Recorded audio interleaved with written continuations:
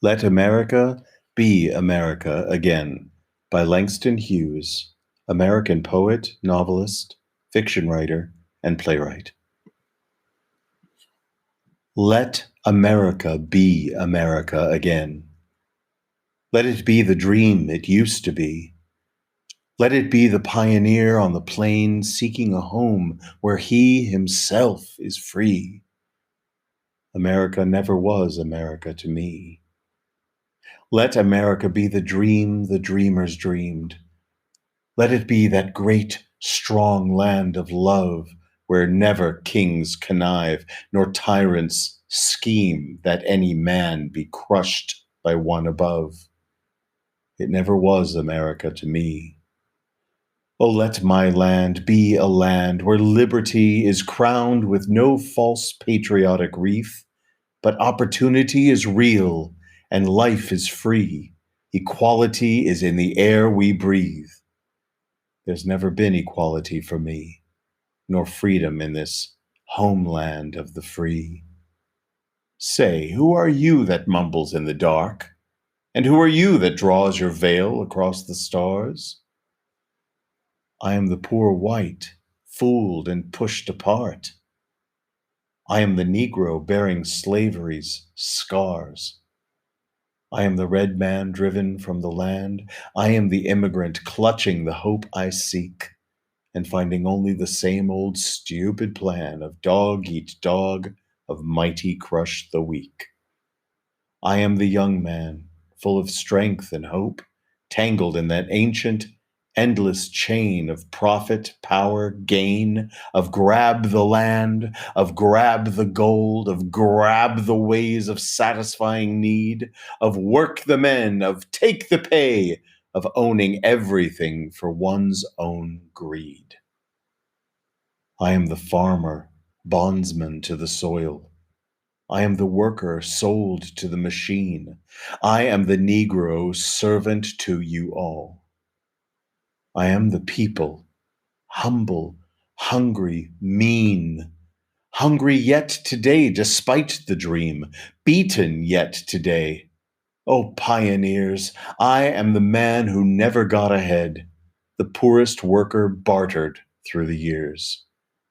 Yet I'm the one who dreamt our basic dream in the old world while still a serf of kings, who dreamt a dream so strong, so brave, so true, that even yet its mighty daring sings in every brick and stone, in every furrow turned, that's made America the land it has become. Oh, I am the man who sailed those early seas in search of what I meant to be my home. For I'm the one who left dark Ireland's shore, and Poland's plain, and England's grassy lea, and torn from black Africa's strand, I came to build a homeland of the free. The free? Who said the free? Not me. Surely not me. The millions on relief today? The millions shot down when we strike? The millions who have nothing for our pay? For all the dreams we've dreamed, and all the songs we've sung, and all the hopes we've held, and all the flags we've hung? The millions who have nothing for our pay, except the dream that's almost dead today. Oh, let America be America again, the land that has never been yet, and yet must be. The land where every man is free. The land that's mine, the poor man's, Indians, Negroes, me, who made America, whose sweat and blood, whose faith and pain, whose hand at the foundry, whose plow in the rain must bring back our mighty dream again. Sure, call me any ugly name you choose. The steel of freedom does not stain. From those who live like leeches on the people's lives, we must take back our land again, America. Oh, yes, I say it plain. America never was America to me. And yet I swear this oath, America will be. Out of the rack and ruin of our gangster death, the rape and rot of graft and stealth and lies, we, the people, must redeem the land, the mines, the plants, the rivers, the mountains, and the endless plain. All the stretch of these great green states, and make America again.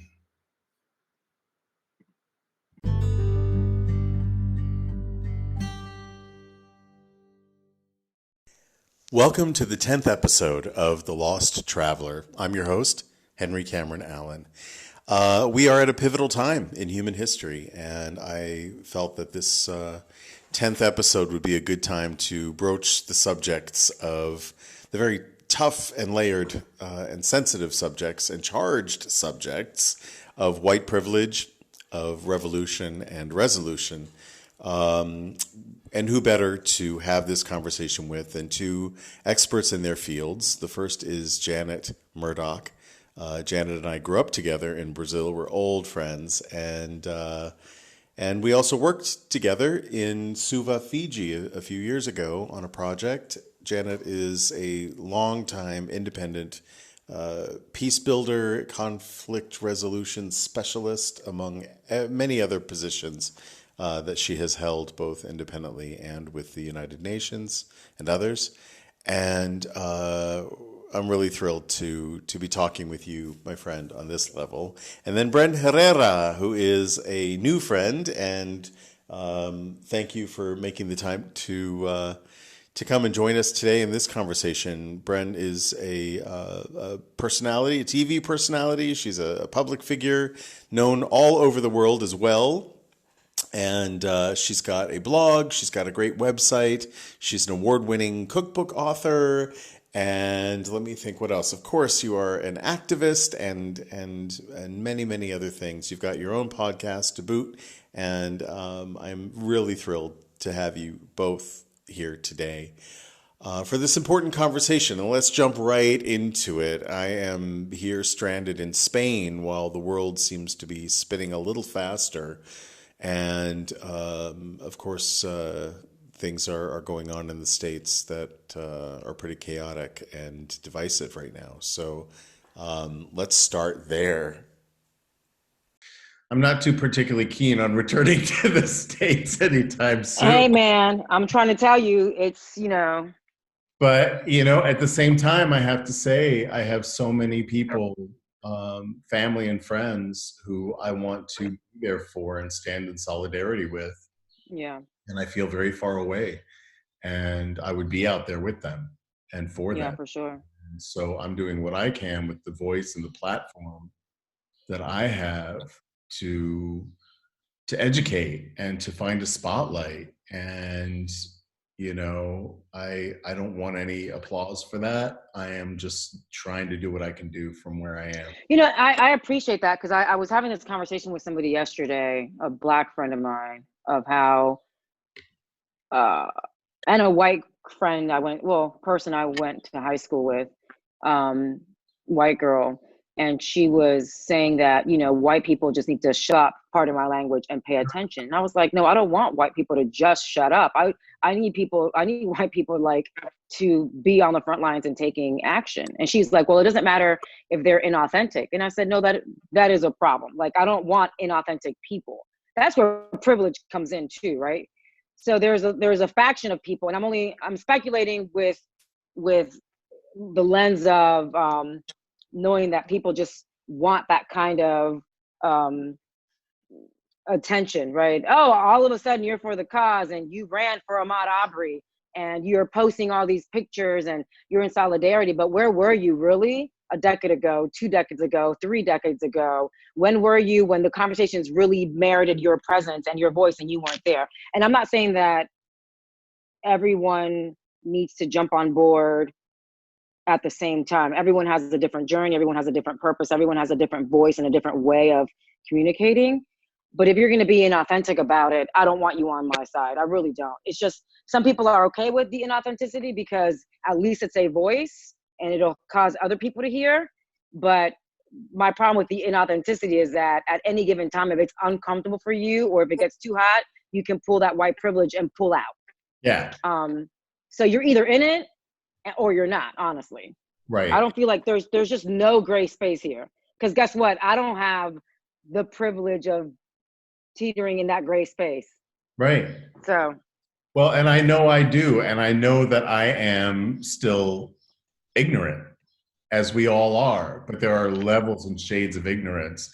And what I see is a lot of ignorant people authentically with the best intentions, but without doing their homework, posting and hashtag. And I'm like, honey, if you're going to do that, do your homework. Know what you're talking about. Yeah. And if somebody corrects you, listen. It's not hard, people. Just listen, and act. You know, don't talk about. Yeah, last week I was called a racist because I said, look, white people do better. So my thing is, and I'm not apologizing for white fragility. I'm not apologizing for white people who take my words out of context. Because if you know me, you know that I always fight for truth and the right thing. And look, Janet knows Janet knows she's family. She knows. So to call me a racist, I'm not bothered by it. I just realized that I'm not going to apologize for your fragility. And if you are unable to say, and if you're unable to take my words and look at the big picture and instead make it about you, you're totally missing the point here. You're completely missing the point. So for a white person to call me a racist because I say white people do better, I'm not talking about the white people who are allies and are get it, right? I'm talking to the white people who don't get it, who need to do better. And those who are even teetering and are afraid to speak, just do better, do better. So for a white person to take that personally and say that I was calling you out without stopping and pausing and saying, why is Brent saying white people do better? And then I actually invite a conversation, like a one-on-one conversation, and say, we can have this conversation on the phone. We can do a Zoom call. And then you're like, we don't have to have a conversation. Well, then really, we don't have anything to talk about because I'm inviting dialogue. And you so shouldn't have to. Yeah. And I shouldn't have to. You shouldn't have to. And, and here you are, in spite of it all, spending your time and emotional labor to educate. And I honor that, and I hear that, I feel that, and I appreciate that because there are a lot of people who cannot at this time and frankly are tired and won't. Oh, it's exhausting. It's honestly, exhausting. It's exhausting. It honestly is. I hear a lot of my white friends saying it's exhausting talking about this and dealing with this and trying to tell everybody and I said, tell me it's more exhausting than being oppressed for 400 or more years. Yeah. This is nothing. This is nothing. So, Janet, how are you, girl? Yes. I'm fine. I mean, it affects us all because, like the saying says, they came for this person and I ignored it. And then they came for that person and I ignored it. And then they came for me. And so, we are all, we are all vulnerable if we are all not have equal rights. And we all have to stand up for everyone's equal rights. And it's what I've really been thinking about is a professor of mine who at George Mason University, and he was for years a part of a Justice Department unit, and he was the one that was called to walk into these riots. And it was a unit called the Community Boards. And he had to walk into these places over and over again in Miami and Chicago. And in the beginning, they didn't know how to deal with him. And then he began to think, well, what level do I deal with it? Do I stop the riot? Do I, negotiate a truce? Do I deal with the deeper issues? And so what he began doing was negotiating convening dialogue processes to deal with the deeper issues. And the deeper issues are, discrimination in the police force and the non-promotion of Black policemen. It was, the school boards that weren't representative of the population that they serve. So breaking down all of those racial barriers is a real systemic problem that it needs dialogue. But when they've totally dismantled those programs, so they don't exist anymore. And so who's the one to walk in now and deal with this? There are nobody, and they're not trained people doing, out there doing the work that needs to be done to refocus these issues. When you say the people, you mean people out on the streets or people in behind the scenes? I'm talking about professionals, conflict resolution professionals that know how to intervene, because they've dismantled those programs. So who is qualified and capable to begin to address the systemic issues that these things are symptomatic of? Well, I think, that's the real conversation that people aren't really having. We're talking so much about the riots and the protesting and George Floyd, and all those are incredibly valid, and I support the protesters, and I support the riots in a conflicting way. But we're not talking about the very big picture here, which is institutionalized systemic racism, which goes back 400 years. So until we address the genesis of this, which would require us to go all the way back to the 1600s and talk about that and address that and dismantle it from the top and from within, this is going to go on, and this will happen again. And that's our work. That is our work, isn't it? No, and it's funny you say that. It's funny you say that. Last week, after George Floyd was killed, I saw the NAACP and a couple of other, maybe the ACLU, quickly got together and formed a campaign to how can we as Black and brown people fight this fight. And I was like, okay, I get it, but why? Why is this our fight? Honestly, why is this our fight? And so I did a Facebook Live last week to that point. Why are we having to fight this fight?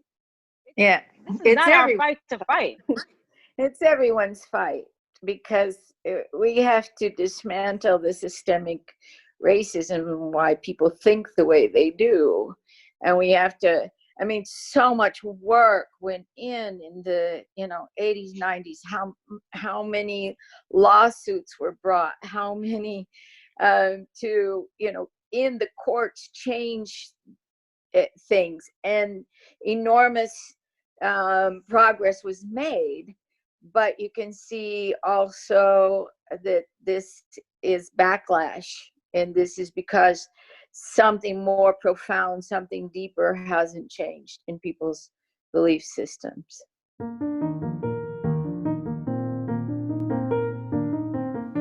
Your generous sponsorship and individual support of the Lost Traveler podcast benefits the Lost Travelers Club, a charitable project under the fiscal sponsorship of United Charitable, a nonprofit 501c3 organization.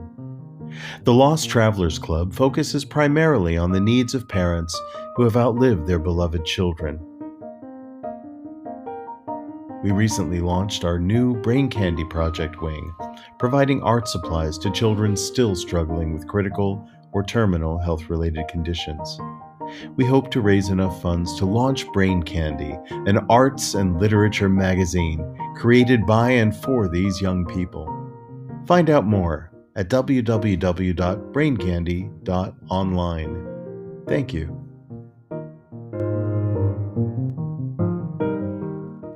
I think a lot of it also is just lack of knowledge, right? If you don't understand the origins of this country and how the system was built, then you don't understand why it needs to be broken down, right?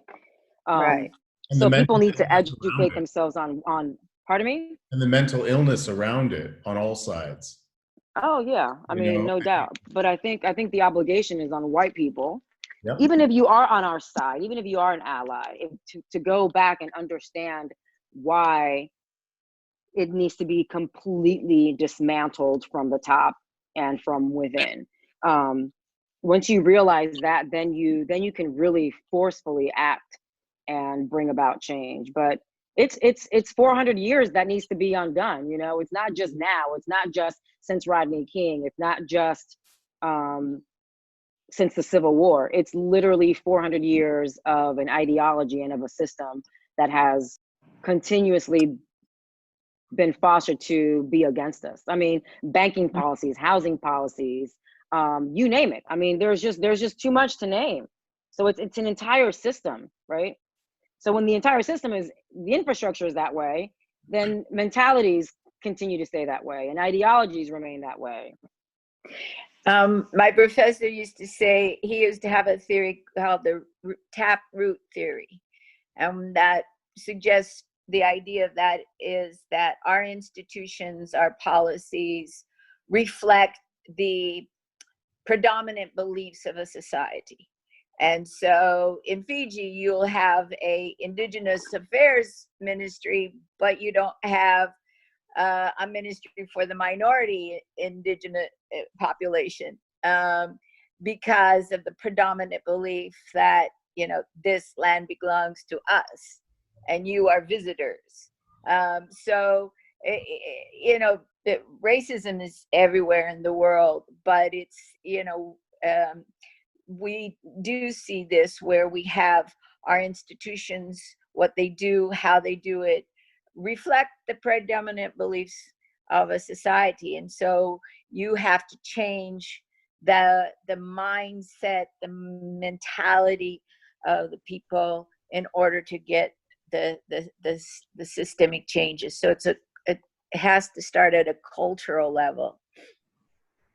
Janet, In in my your opinion. experience, because you've been everywhere, all over, dealing in conflict resolution and relations for so many years. How many years? I mean, A friend Yeah. reminded me that I keep putting 20 on my curriculum, and now she reminded me that it's closer to 30 now. you know, have you noticed that in the world, because this is not a big planet and we're all related, is racism racism, or is American racism its own unique thing? No, and everywhere there's racism. Of course, there are colors and shades that are give it a certain color because of the history, but everywhere, you know, I mean, if you go, at one time the Hutus and the Tutsis fought each other because one was tall and one was short. In other places in Ireland, they fight each other because one is Catholic and the other Protestant. There is Right. always some kind of defining a difference that makes us, you know, our tribalism, our tribal mentality. You know, in the United States, that tribal mentality is constructed around color. It's if color wasn't an issue, they'd find, you know, eye color or hair color or whatever it is. People will always find something to differentiate us and them. It's part of human nature. You travel a lot in the world as Oh well. yeah, And yeah. is your experience with racism different in America, or in the Americas even, than it is elsewhere in the world? Yeah. I mean, only because I've not lived abroad, right? But I've seen it in a very superficial ways. But I can't authentically speak to how Black and brown people are treated daily in respective places. I've been, for instance, I remember the first time visiting Spain in 1998. I remember my sister and I, we were like Plaza de Madrid, and some men came up to us and were like, "Oh my God, you girls are beautiful. I love your skin color," right? They hadn't really been exposed to what I remember them calling us caramel. And so that was positive, right? But I've also been in Cuba, where I'm from and where I was born, and I've seen black on black intra racism, right? And that's a direct product of racism, where you have a black person looking at another black person and saying, you had to be a nigger, didn't you? Because everyone's trying to fight to get on the bus, and a black person comes and gets in front of another black person, and in essence, cuts and cheats and, cuts the line. And here you have a black person calling another black person the N-word because they're acting thuggish, if you will, right? So I've seen that. So yeah, I mean, I've seen it. I've just not necessarily experienced it per se. I've been stared at. And look, I also recognize, and I said this last week when I was doing my Facebook Live, that I realized that even being light-skinned afforded me a certain privilege within the black scope, right? And it wasn't until some of my other black friends and I were having the conversation. They're like, look, B, even us as light-skinned people, we have a certain privilege, because that's just that paper bag test, right? The lighter you are, the more aesthetically appealing you are, because you fit into that Eurocentric appeal or what have you. But it took really heartfelt, deep conversations to really realize that, okay, yeah, I'm a black person, but I'm a light-skinned person, and even that affords me some privilege. Not many, but it does afford me privilege. A lot of white people don't understand that perspective either, and they don't see. A lot of people are saying, "Oh, I don't see color. I just see." And I hate that. I cannot stand. I was having this conversation with Jonathan yesterday. I cannot stand when a white person says to me, "I don't see color," because for you not to see color means that you don't recognize, or accept that you and I are treated differently. Exactly. And if you don't realize that you and I are treated differently, you can't be a part of the solution. So you need to recognize that there is color. What do you think about categorizing people, like on forms and documents and census records and public services and cell phones and internet service? They always break it down into essentially color and race. I'm struggling with that right now. I struggle with that too, because on one side, like I just did the census, right? I think it's important for purposes of the census, which happens every however many 20 years, is so that we can understand who is where, so that we can affect policies and initiate policies that reflect our people. And then that can also help mitigate gerrymandering and zoning issues. So I think it's important to identify who we are for purposes of being able to usher in effective policies. Because if we don't know who the people are, if we don't know where Black people are, where Latinos are, where Asians are, then we can't really initiate and write policy and laws that help us. But for purposes of utilities, I don't care. I don't ever disclose my race. I don't think it's important for AT&T to know that I'm a Latina, that I'm a Black woman. I don't care to disclose that information, because I don't know how you're using that information, right? I don't know how the government is using it either, right? Because they're not fully transparent, but I'd like to think that it definitely contributes to understanding how policies are considered. Do you think now with this revolution, and this is for both of you, because I do think this is a revolution. I think this is a pivotal moment that is going to change. Oh no, this is not yet a revolution. Like, I think it's time for a revolution.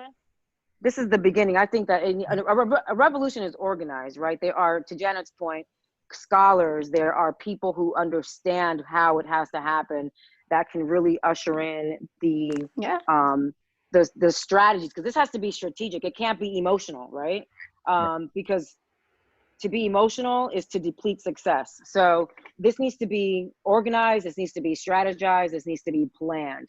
So right now, there are planners for sure. The protesting that is happening is being planned, albeit having infiltrators. But right. I think it's time for a revolution, like a formal, well thought, organized, strategized, planned revolution. I agree. I think this is the beginning, as I say. Yeah. Well, the boil has been festering under this bandage for so long And now the bandage has been ripped off and it's exploded all over everything. And there's going to be fallout. Everyone's going to get touched. Everyone's going to get hit. And now the cleanup process has to happen so we can get organized and start thinking about the future.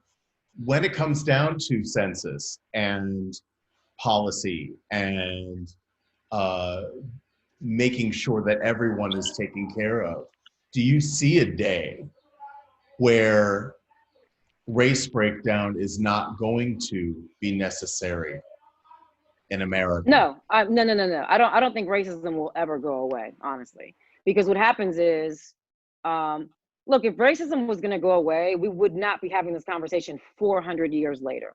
It's literally been 400 years since the first slaves were brought to this country, right? We've had civil wars. We've had our Revolutionary War. We've had international wars. We've had riots before. So I don't know that, I'm not ever convinced that racism will go away, right? I think that what needs to happen, or what will happen, is where we'll enjoy another 2 centuries of betterment, right? We'll have 2 more centuries of more equal rights, more understanding.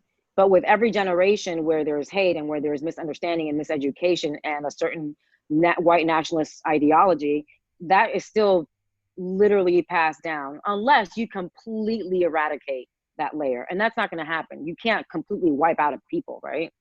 But you can educate people. You can have different programs in schools that 100% agree. People differently. I'm not a revolutionary. I'm what they call a resolutionary. So yeah. I believe that what happens with revolutions is that you end up substituting one person for another with basically the same mindset. And so revolutions just change leadership. They don't change the systemic nature of things that give rise to this. So this has to be dismantled systemically. It has to be dismantled in policies, in the way police are recruited, in the way how school boards are constituted, and so it has to be. This goes back to your point about, do I feel as though, oh gosh, what was the question? Oh, the census and those kinds of things are important. Somebody proposed yesterday, and I've never even thought about it. You can't have police officers and elected officials making policy and defending me if they all look like the opposite race who don't have my best interest at heart. So how do we set up an infrastructure where there is a true representation of the people? When Trump went in front of that church, there were so many appalling images around him, right? Like there was so much to process. He literally enacted a law that hasn't been activated in over 200 years in order to cross the street from the White House to the church, to pose with the Bible upside down. So I'm watching CNN, follow him across the street, and everybody was white. Everybody, from Trump to his press person to Richard Barr, everybody. There was not a single person that remotely came close to looking like me. How does that even represent the people, right? So it's not just about educating people. It's about finding a system that legitimately represents everybody. So if you have to understand how many Black people are in this country, how many Latinos, how many Asian people, how many Africans, how many whatever demographics and races are going to be here, you have to have an understanding of who the people are in order to bring those people in to represent as well. We have a white government that runs this entire nation and has for centuries. So you can't, to your point, Janet, you can't expect, no matter how much education, you can't expect the system to change if the system does not have people who look like the people in it, point, period, blank. But if you look just at the Obama White House compared to the Trump White House, there is no comparison. In the Obama White House, you had an intern program that was very diverse and an intent to the diversity. We don't have that now with the Republican leadership. You know, there is no intent to promote diversity and for institutions to reflect. But there has been in the past. It's been, unfortunately, we're going backwards. But there was previously to this institution, there had been movement in the right direction. Oh, for sure. I'm just saying, like, where we are today. So we made some advancements with Obama. We saw more equality. We saw more of a balanced scale. But it is 2020 with an election coming up in 3 months, and we've got an entire organization that does not reflect us, and quite honestly, is inciting everything that we've been fighting for. So everything against. Thank you. Against. It can be people of color today. Tomorrow it's going to be you're Democrat. We're coming for you. You know, we have been, you know, in my lifetime, you know, both Henry and I grew up in Brazil during a dictatorship, and we know what happened. You know, people who thought differently when they were not communists, but it was convenient. A lot of people got labeled that, whether they were or not. So, yeah, it's a scary time.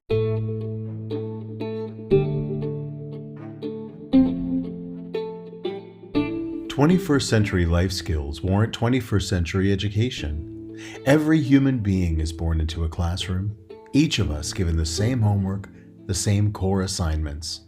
Personal care skills, emotional literacy, financial literacy, environmental literacy.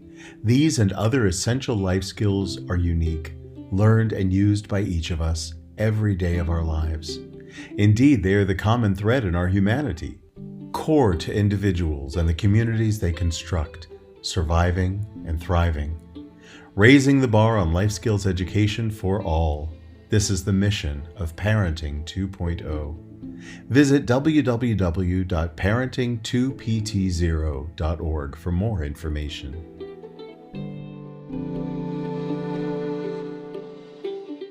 There's so many layers to this. What are a couple of practical things that people can do who are listening around the world to not only affect change in their own sphere, themselves, their families, and their communities, but also on a broader scale in a way that's going to have a ripple effect? Is that what can we as people do, or what do white people do? Because those are two different.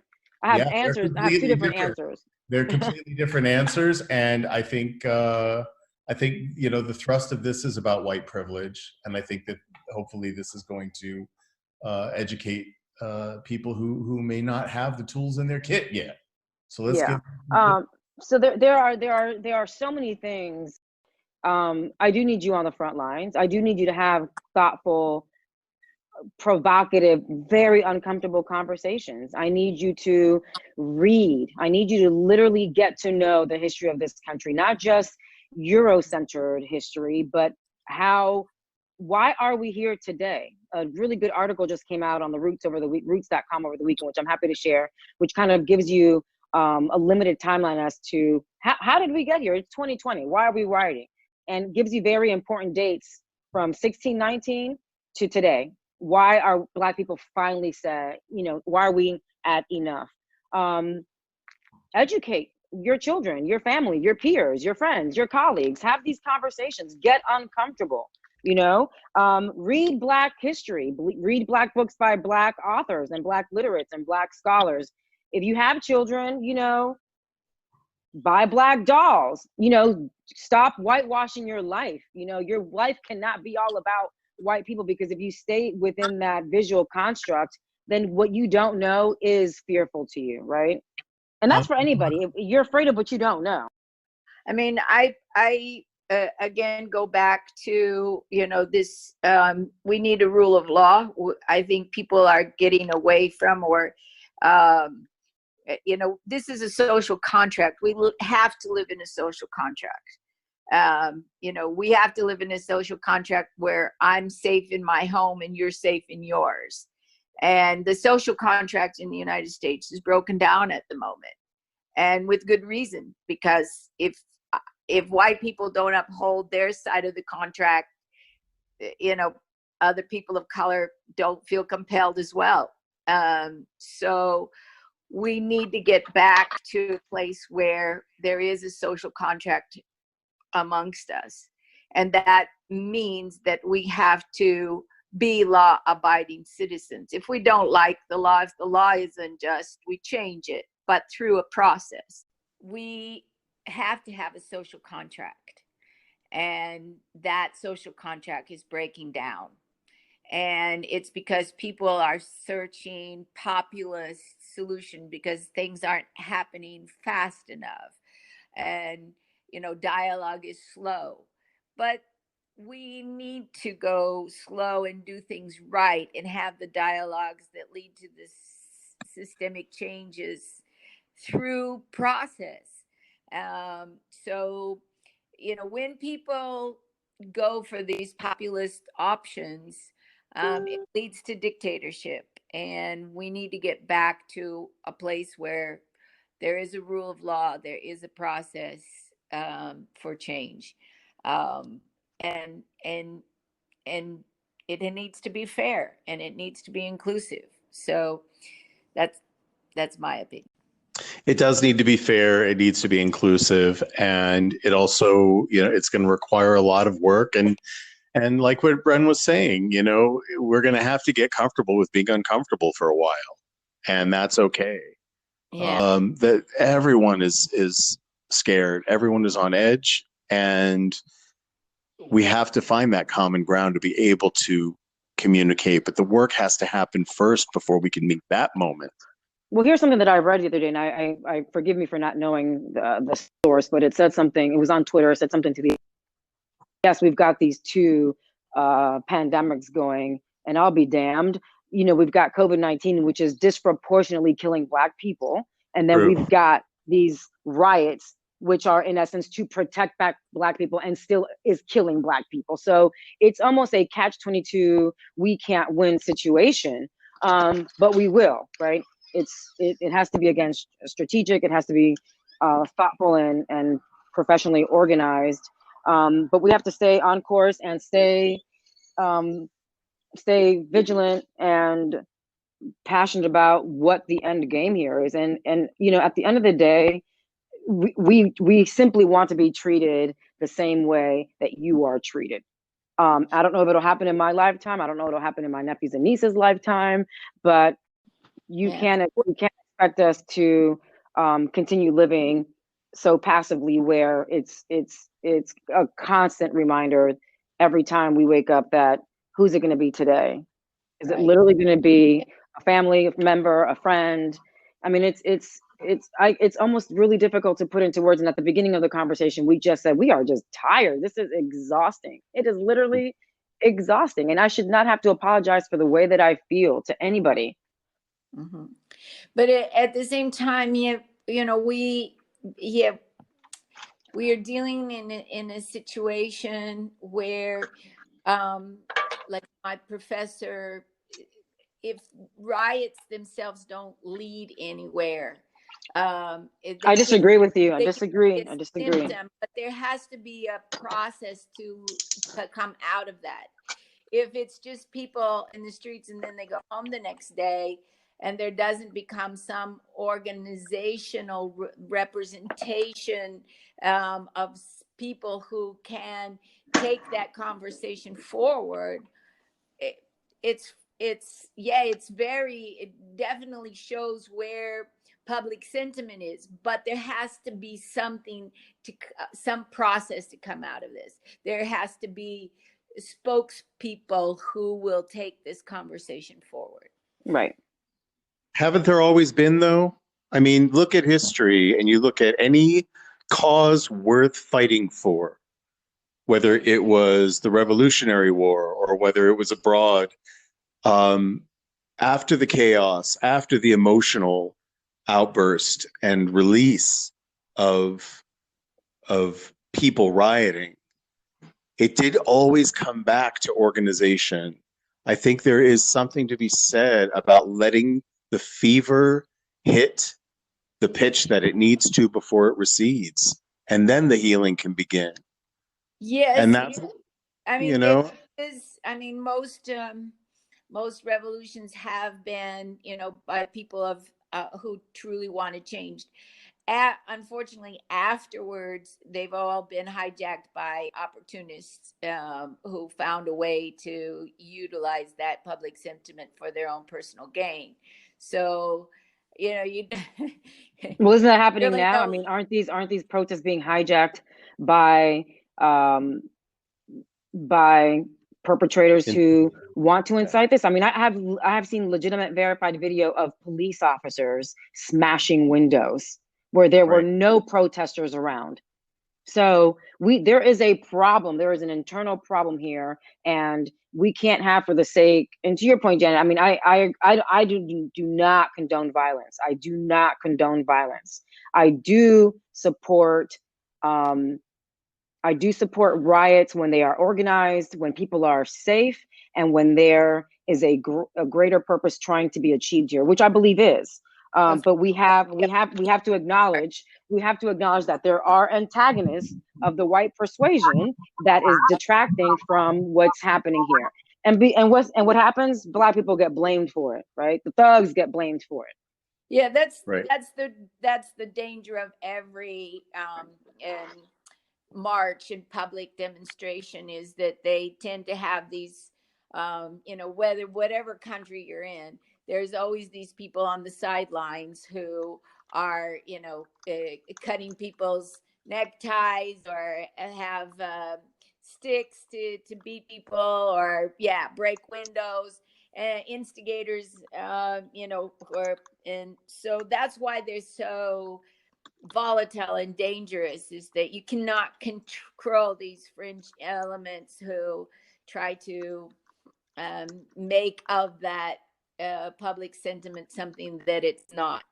And that's why it needs to be conducive to a group forming and becoming a voice, and being able to speak and transforming and pushing that forward into some form of dialogue.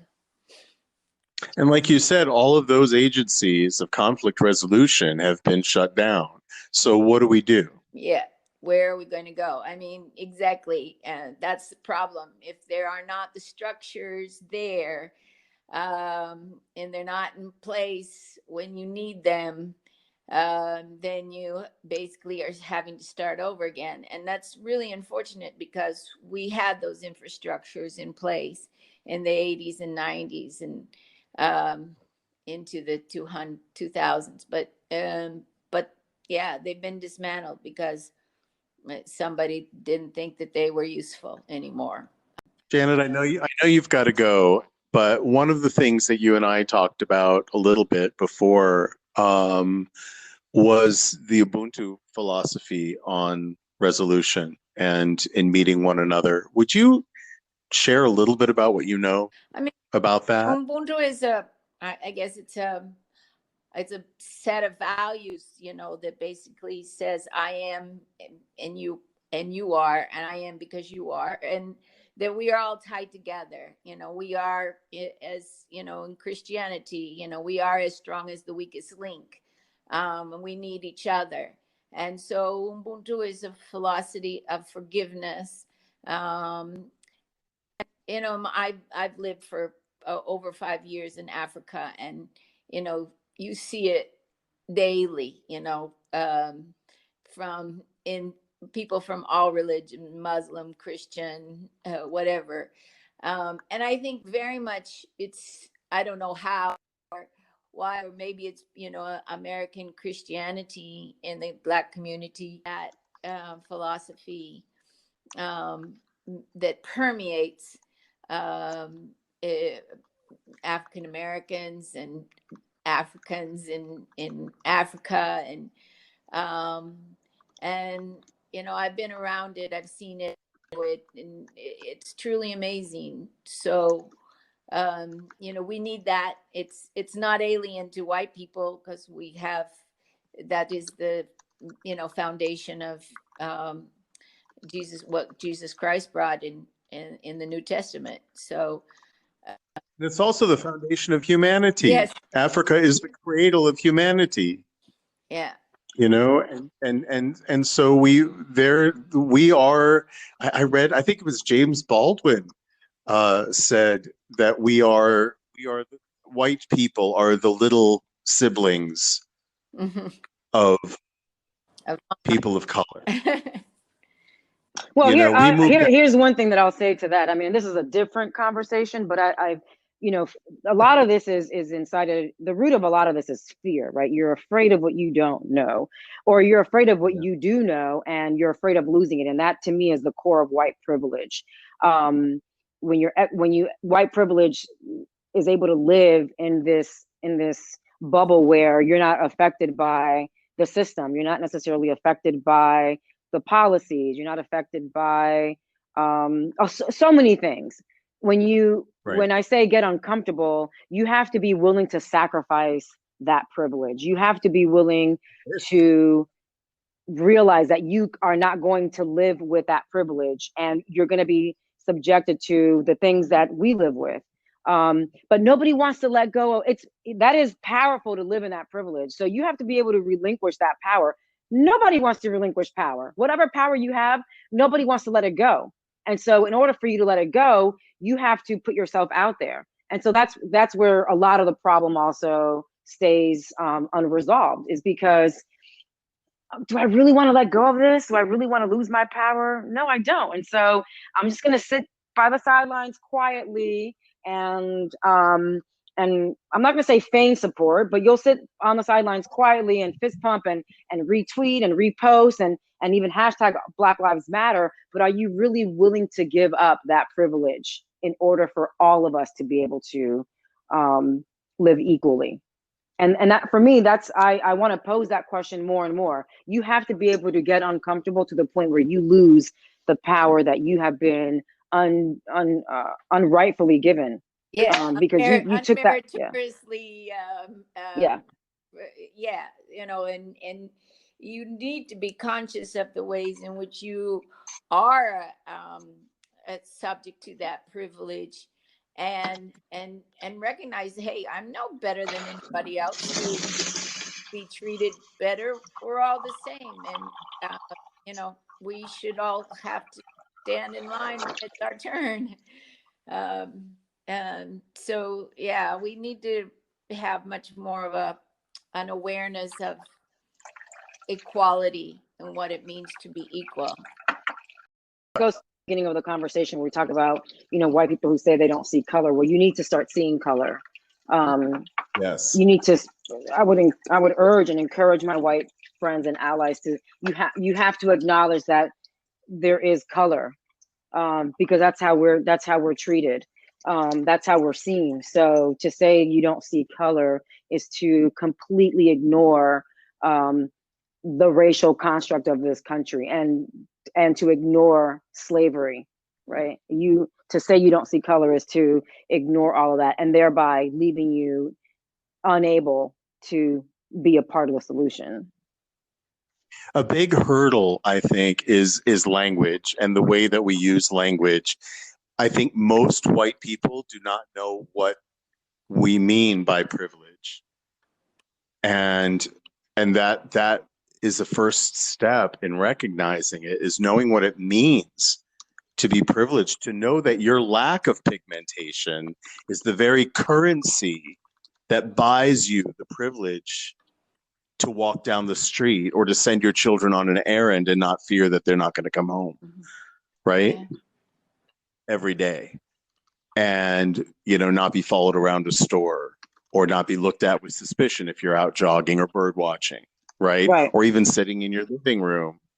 Your door is not going to get burst down. These are things that we take for granted that people of color live with every single day and have done for 400 plus years.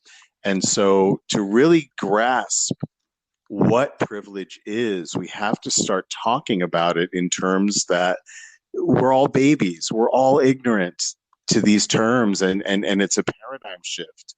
And so we have to really take the time, I think, as hard as it is, as exhausting as it is, to explain what we mean by privilege. And that will then allow us, hopefully, I pray it allows us to use that power and privilege, unearned, mind you, power and privilege, to end the privilege. Right. We have to use it to end it. You know, the more conversations we have like this, and the more we can find clarity and meet people where they are. And this is what I feel about the riots and the looting and the emotional outburst, which is warranted. My God, it's warranted. We've got to let it happen. We've got to let it happen so it can stop. We can't try and overanalyze, intellectualize, saying you should. Certainly, white people should not be sitting here saying you should to anything. Person of color. Yeah. Right. We have to let it happen, and we have to know that it's not all Black and brown people who are expressing their grief and their rage and their exhaustion in that way. There are whole communities of people who are saying we are not going down that road. And there are people who physically cannot go out into the streets on the front lines. But there are things that we can do, right? We all have a mind. We all have a voice. We need to read, as you say, and we need to research. And if we don't know what something means, if you don't have a friend who is a Black or brown person, ask someone who does to ask their, right? We need to start asking and listening. I've been, it doesn't matter what I've been doing, but I think that it's important at least to start sharing that impulse and being an example for one another, to raise up, uplift the voices that are unheard and have been unheard. And that's my commitment. And I've not always done it right. And I have welcomed correction. And I feel really good when I am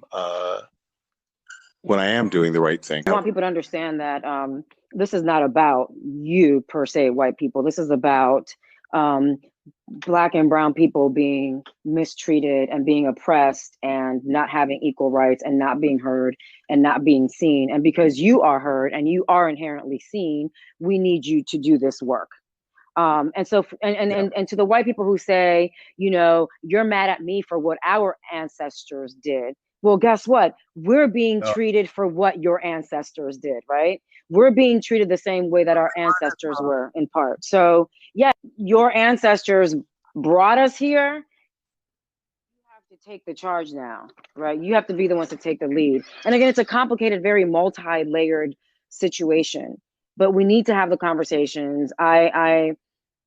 We need to be incredibly uncomfortable. I'm not here to make apologies for how I make somebody feel. To know me is to know that I always come from love. I always come from peace. But great things don't happen when you're comfortable. Point, period, blank. I don't care if you're Black, white, Latino, Asian. Great things do not happen when you're comfortable. It has to happen when you are uncomfortable and willing to be out there ushering in change. Look, I'm Cuban. My parents left a dictatorship. Fortunately, I've been privileged in that I've been raised, here in the United States, and I am highly educated.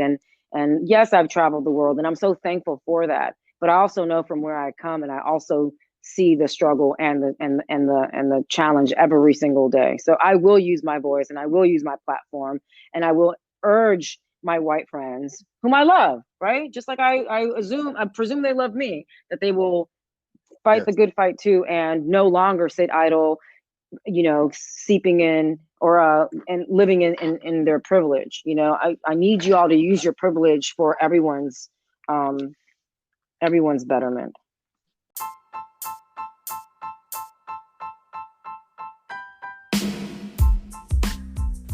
Give the gift of health this Father's Day with Vox Life. There's an online offer for customers where you buy 2 and get 1 free gift from select Vox Life products after filling in the shipping address. The offer is valid from June 5th to June 21st, and 5 lucky customers will win a free Apple iPad mini. Go ahead and check it out. The neuropath to faster wellness starts with Vox Life. Go to DianeDinkmeyer.voxlife.com. That's DianeDinkmeyer.voxlife.com. You'll be glad you did.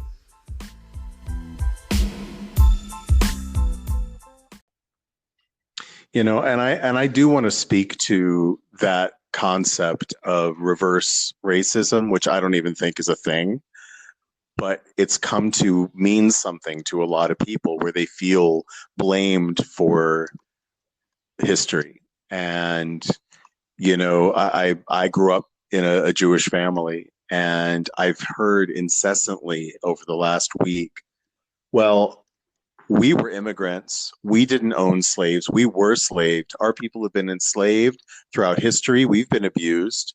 We've been treated as second-class citizens too. Why don't we get a free pass? Well, honey, what I keep telling them is that's true. That's absolutely true. And at the same time, we were born with a deficiency of melanin in our skin. And when the time came that was the currency that bought our assimilation into the white culture, the white Christian culture, we turned a blind eye No, of course. Yeah. to our brothers. Yeah. And that's just part of the privilege. Why did that happen? Yeah.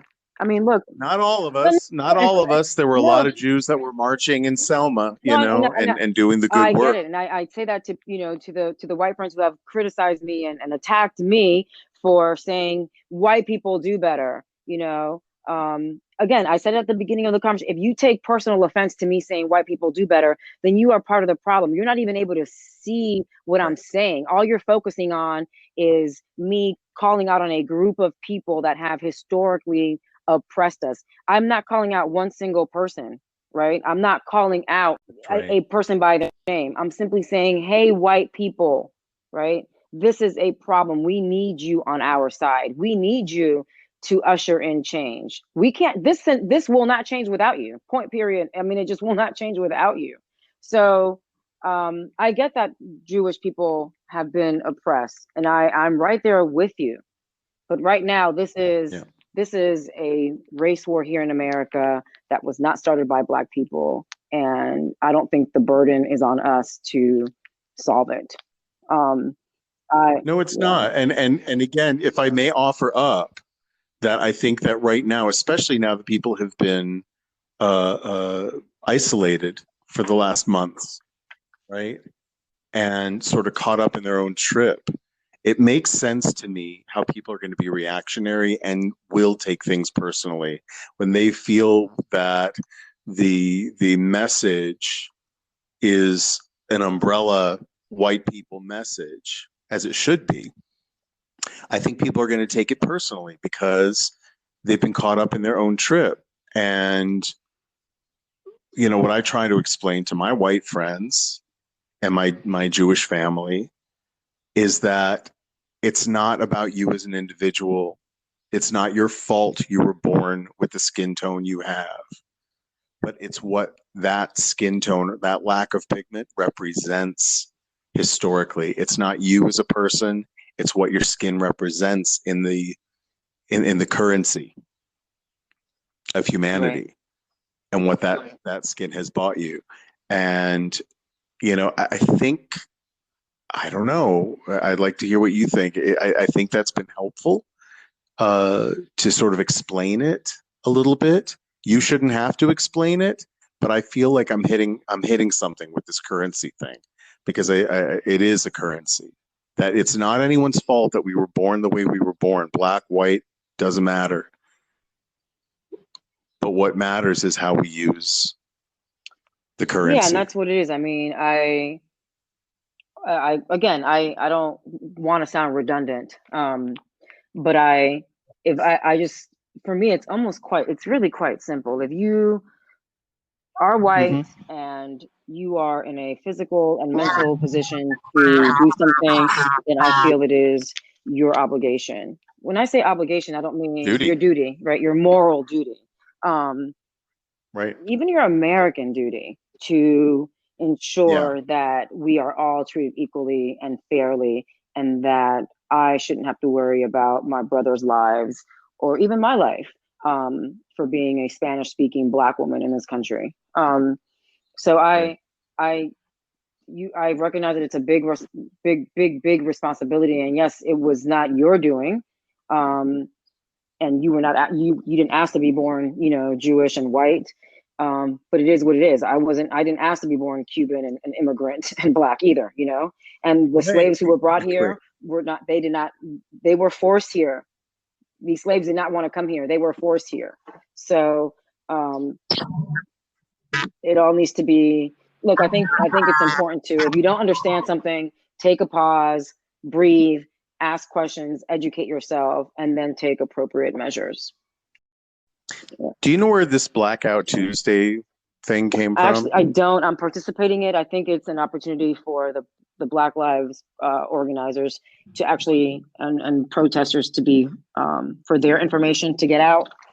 There's also a thing called, I think it's Muted, and it's white people muting themselves for a week, wherein you're not necessarily posting your thoughts. You're, in essence, listening to us and resharing and reposting relevant, important, pertinent information, instead of clogging up timelines with your thoughts per se. That's what I understand to be happening with the whole Muted as well. I have hope. Oh, I'm hopeful. I'm hopeful too. But I don't. This is not going to change overnight. It's not going to change by the election. I think that this is the very beginning. But I'm almost glad that we're here. Like this had to happen. Like literally enough is enough. And I had a white person tell me that he had an issue with something I posted because his takeaway was that I was suggesting that white cops don't like Black people. And I said, you're entirely missing the point. Police brutality, white police brutality against Black people is one piece of the puzzle. It's one piece.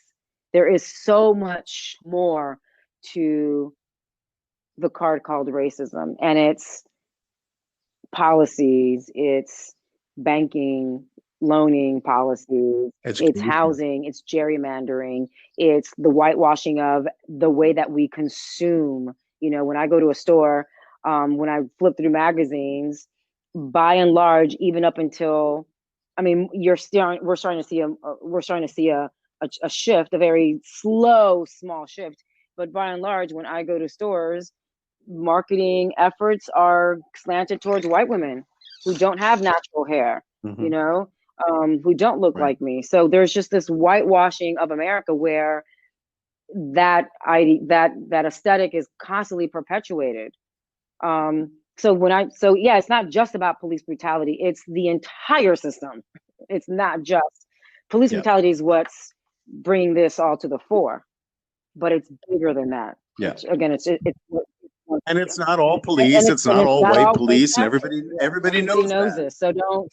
For me, that goes back to that white fragility. It's white fragility. Yeah. It goes back to that. It's just not about you're extrapolating something that no one's talking about. I never said all white police officers hate all Black people. You'll never hear me say that ever.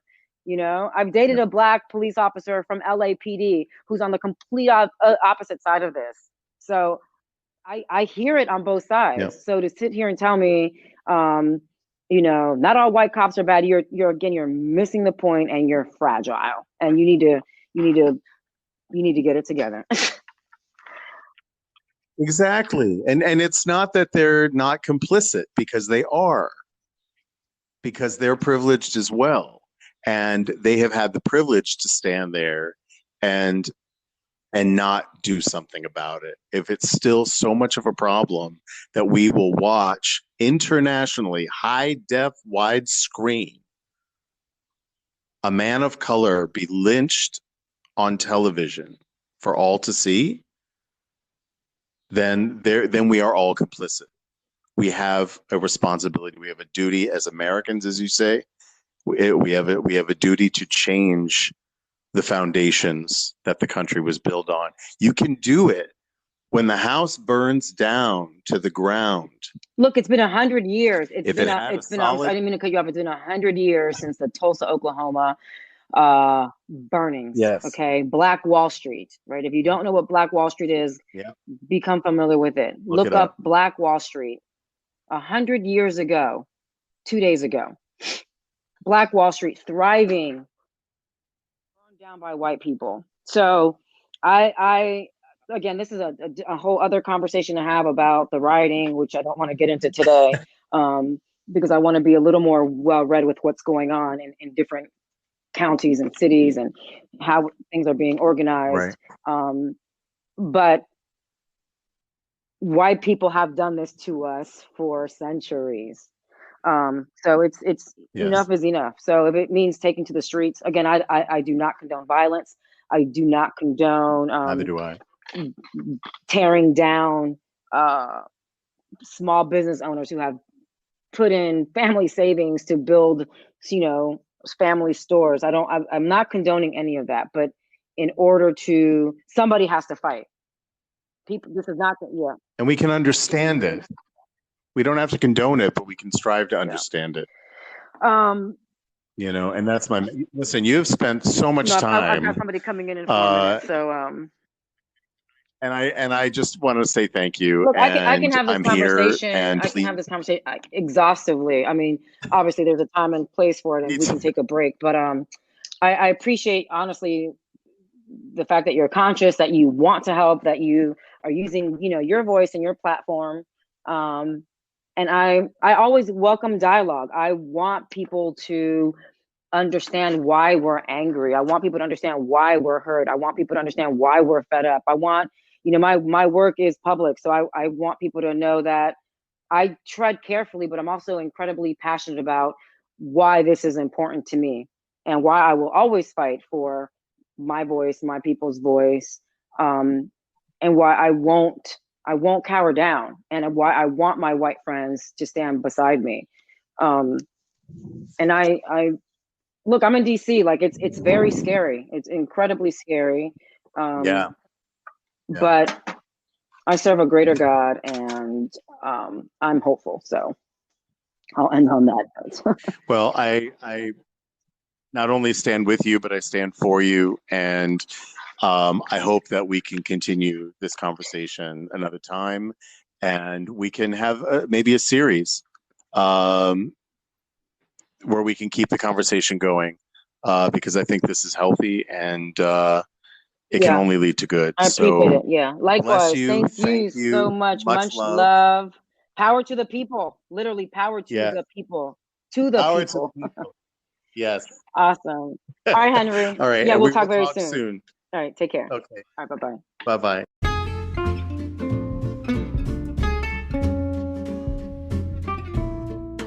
You've been listening to The Lost Traveler with Henry Cameron Allen. For more information, please visit www.henryallen.org. Thanks so much for tuning in, and let's all keep striving for a better world. Thank you.